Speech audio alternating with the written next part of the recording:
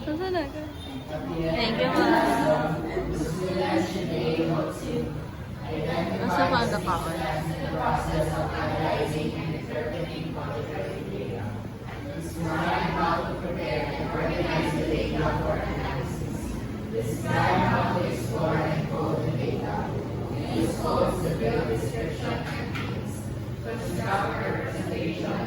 Thank you, ma'am. So, teriyaki.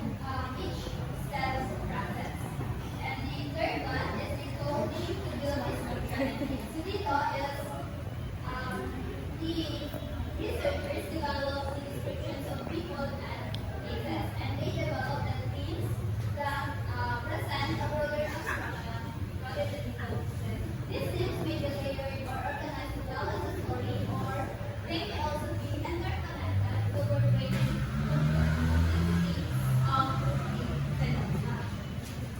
And for our goal, you may also analyze the other information that previously collected. And also, this is an interpretive research in which you can make a personal assessment as to the description that fits the situation or the things that capture passages. So dito is that you are marunong ka on how you are able to create programs available. Next is the use of qualitative computer program. So ito yung program na stores the data, organize your data, and help you to assign the labels or codes of your data and the text analysis.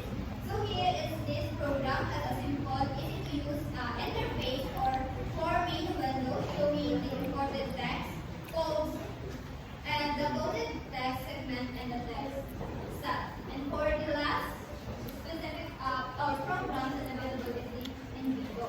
So it combines efficient management for non-numerical and structured data with powerful processes for indexing, searching, and prioritizing.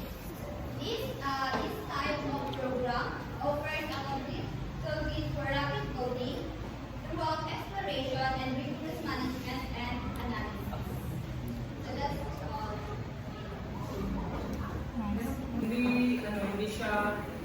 Hindi siya same sa ibang data. So you have to put things, and things is parang yung what is that the data was small and this is the coding process. Wala na nutrients. Di ka may makuha nutrients sa mga rule, ano? So if the data that you have collected is marami, so you have to read it carefully so that you can understand and you can be able to code it. And we got the residual segments of path emphasizing the impact of life. So these two roads diverge in the world is this is the this emphasizes the choices in our lives. So the two choices. This is my friends. They are my friends. Ito mo nabi ko. Babawi. Hindi, ani, para ma-post ko sa YouTube. Sa, with the air. With the air? With the air from the phone. Smile, everyone. The air from the hell. Okay.